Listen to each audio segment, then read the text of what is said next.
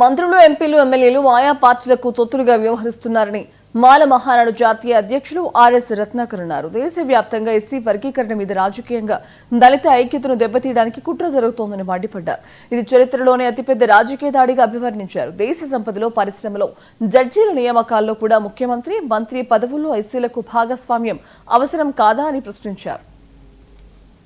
ప్రజలందరికీ తెలియజేస్తా ఉన్నారు మిత్రులారా, చంద్రబాబు నాయుడు, రేవంత్ రెడ్డి సమన్యాయం అంటున్నారు కదా, కట్టుబడి ఉన్నామని చెప్తున్నారు కదా. మీ యొక్క ముఖ్యమంత్రి పదవికి సమన్యాయం అక్కర్లేదా?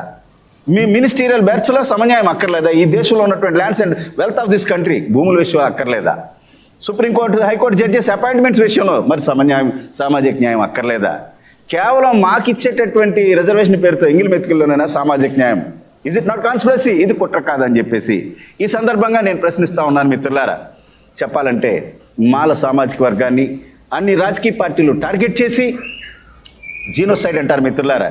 భౌతికంగా ఎలిమెంట్, హిట్లర్ యూదులను చంపేసినట్టుగా మమ్మల్ని ఫిజికల్గా చంపలేదు కానీ సైలెంట్గా, మానసికంగా సోషల్ జీనోసైడ్ చేస్తూ ఉన్నారు తెలుగు రాష్ట్రాల్లో ఉన్నటువంటి మాల సోదరులారా.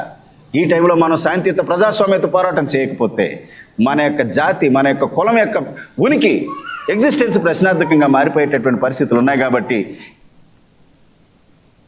ప్రపంచ పర్యాటక రంగంలో అనేక అవకాశాలు లభిస్తున్నాయి.